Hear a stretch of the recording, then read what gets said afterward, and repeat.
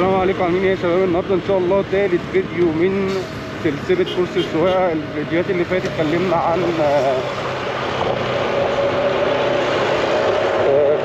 اتكلمنا عن اساسيات الموتوسيكل وازاي نطلعوا الطلعه، وشرحنا شويه حاجات وقلنا برضه شويه كلام على الفرامل مش شامل. فالنهارده ان شاء الله هنتكلموا مخصوص عن الفرامل والانجن بريك مع بعض، وازاي احنا نقدر نتحكم بالموتوسيكل بعد ما خلاص احنا اتعلمنا الطلعه. ازاي نقدر نتحكم في الموتوسيكل، يعني غير كده التوازن فيديو لوحده. ازاي نطلع بالموتوسيكل واحده واحده، احنا دي قلناها كده. ان شاء الله هنشرحه الفرامل والانجن بريك. الفرامل انت عندك فرامل قدام وفرامل ورا، وكمان انظمه الفرامل اصلا بتختلف من يعني كل موتوسيكل عن موتوسيكل. يعني في فرامل هو الاغلبيه اللي هو الفرامل العاديه بتاعتنا، ده بيبقى اللي هو من الاخر تحكم يدوي، لكن لما التكنولوجيا بتتطور بيبقى فيه مثلا نظام CBS ABS. كل الكلام ده اصلا يعني بيبقى في مصلحه اللي بيسوق. كل ما التكنولوجيا بتتحسن كل ما السواقه بتبقى اسهل كده. فاحنا دلوقتي لا، انا هشرح السواقه العاديه كده. الواحد زي اللي معاه ABS، هو لو داس فرامل وسط ميه او داس فرامل مفاجاه كده الفرامل في نظام ان هو يوقفه اسرع، وبيبقى بنسبه مثلا مش عارف 70% اسمه ايه ده قدام و30% ورا وهكذا. فكل ده اصلا بيبقى فيه انظمه الفرامل اللي هي الحديثه. فاحنا لا، احنا بنتكلم احنا دلوقتي موتوسيكلنا عادي، موتوسيكل صيني ما فيهوش اي نظام من الفرامل. النظام اللي هو العادي، عندك فرامل ورا وعندك فرامل قدام. تمام.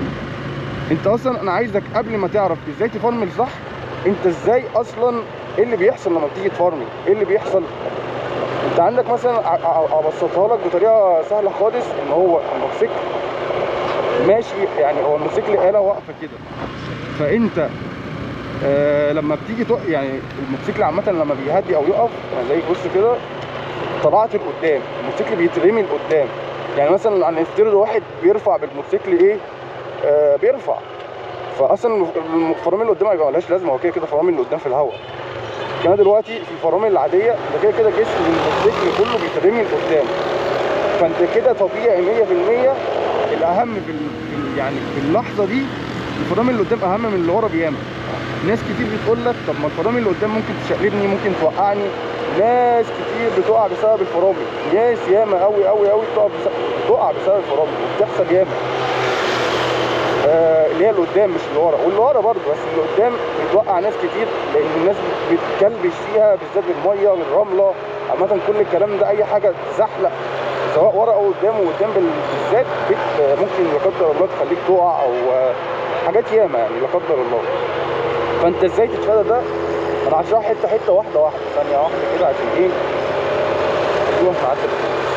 المهم كده زي ما قلنا، انت لما بتدوس فرامل اغلب او تقل الموتوسيكل كله بيبقى على الحمل اللي قدام. يعني بص انا كده نزلت لقدام، دقيت فرامل نزلت لقدام، حتى المساعد اللي قدام بينزل، المساعد اللي ورا ممكن يترفع شويه، ما بيترفعش، بس انا يعني بقربها لك.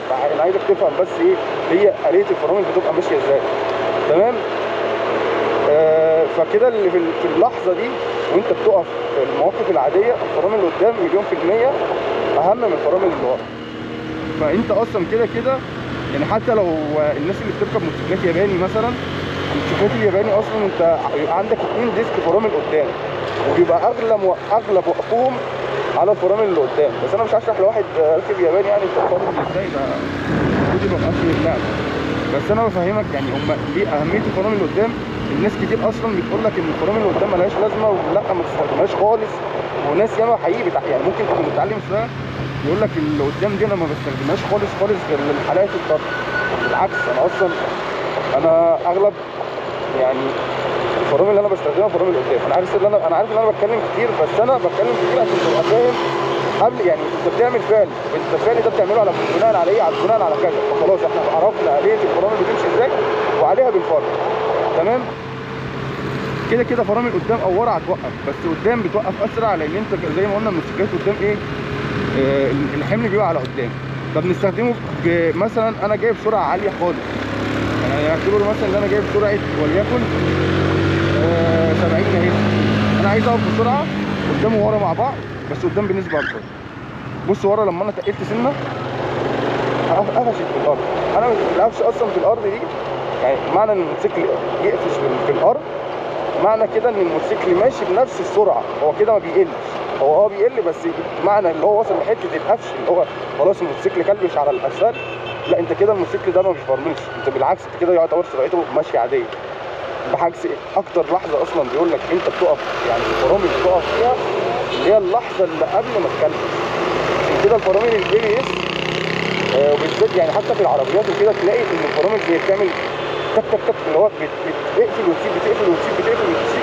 ده نظام الاي بي اس اللي هو بيجيبك عند الفرامل اللي هي قبل خلاص ما العجله هتكلبش، عمرها ما بتكلبش. السي اس اللي هو في الحاجات المتطوره زي العربيات وفي ساعات الموتوسيكلات. تمام. ف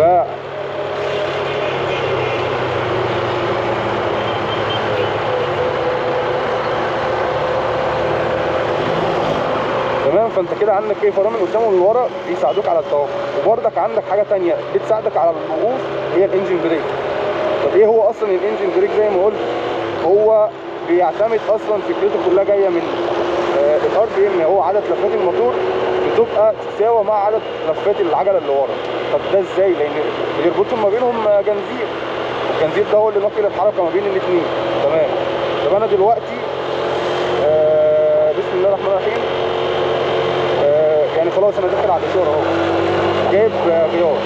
بص انا لما اسيب كده كده الموتوسيكل بيقف بسرعه، لو مسكت الرياش لا الموتوسيكل خلاص انا كده يعتبر فصلت حركه النقل، يعني اللي هو وصلت الار بي ام. لما انا بمسك الرياش الموتوسيكل بيمشي عادي خالص. واصلا غلط اكبر غلط ان انت تدوس فرامل ومعاه دبرياج. انت بتدوس الدبرياج في الاخر خالص عشان الموتوسيكل يعني قبل ما تقف عشان الموتوسيكل ما يبطلش. لكن في بدايه دوستك للفرامل انت ما بتدوسش بالدبرياج، بتدوس فرامل وبعد كده تمسك الدبرياج. فاهمين حاجه؟ عشان الدبرياج اصلا لو انت دوسته مع وانت بتدوس الفرامل، يعني انت لو دوست فرامل قدام وورا والدبرياج بتقف اسرع لما تدوس الاثنين مع بعض، اللي قدام واللي ورا.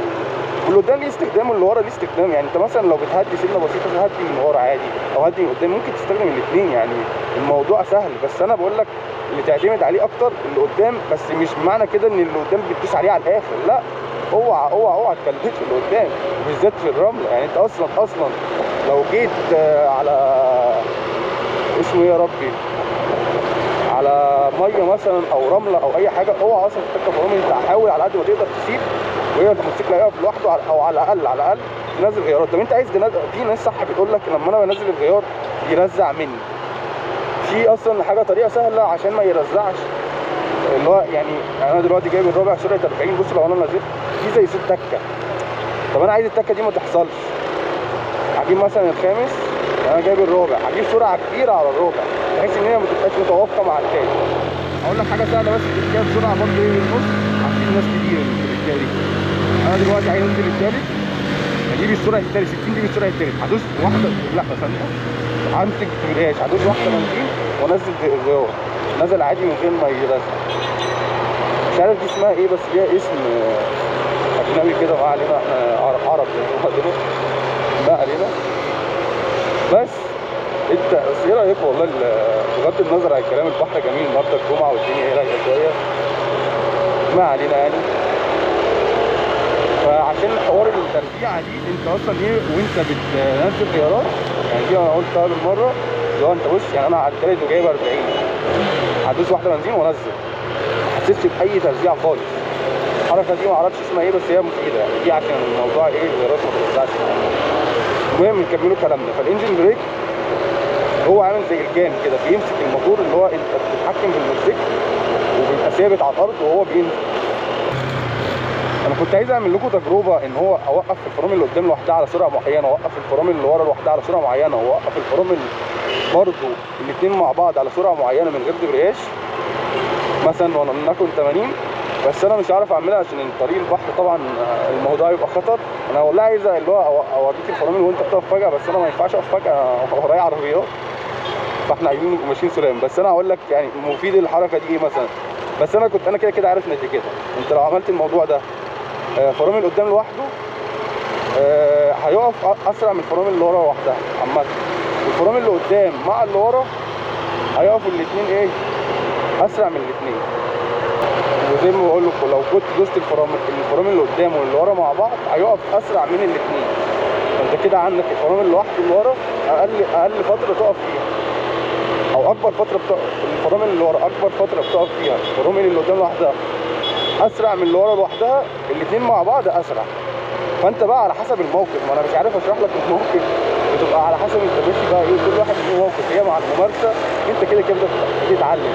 فما تجيش معلش انت واحد يبقى لسه راكب موتوسيكل جديد او بتتعلم جديد وتطلعني مثلا في طريق زي البحر ده، لا انت بتتعلم في شوارع داخليه في الاول على الاقل شهرين ثلاثه، على الاقل ده لو انت واحد لسه مبتدئ اقل حاجه شهرين ثلاثه، وما تطلعش تتعامل مع العربيات دي سكه اللي هو انت جمد قلبك بس ايه، واحده واحده.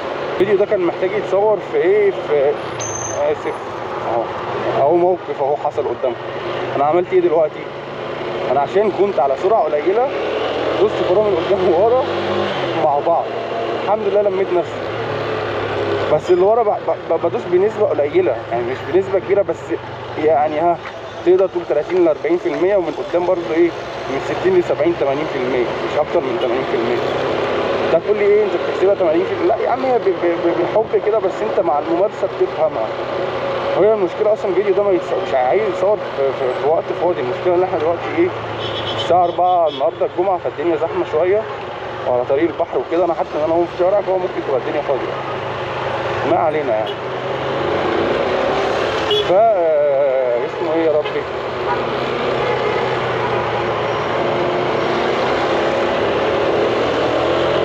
فانا عايزك يعني انا عايز اللي بيسوق يعني يتفرج مثلا يفهم هو السواقه بتحصل ازاي وايه اللي بيحصل للموتور. انا عايزك تبقى فاهم الموتور بيمشي ازاي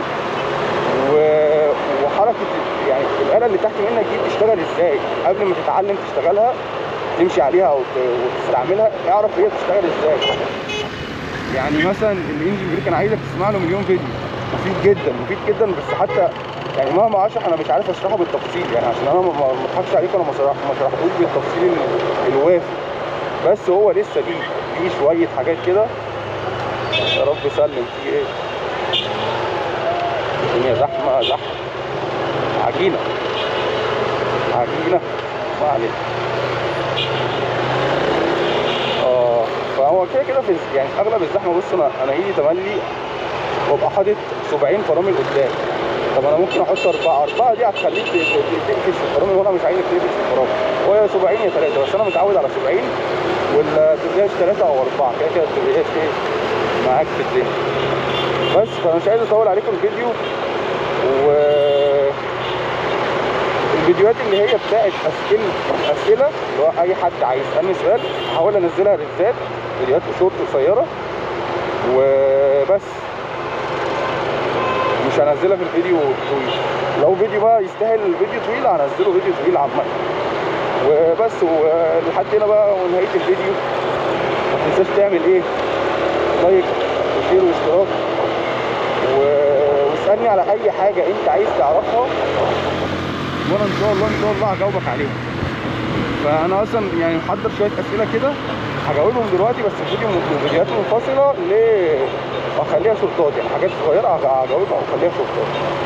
بس نهايتك احنا كده خدنا اصلا الفيديو ده من اول منتزه لحد ستانلي، فبرضه مشينا مع بعض حبه حلوين على البحر اهو. يلا بس فلحد هنا السلام عليكم.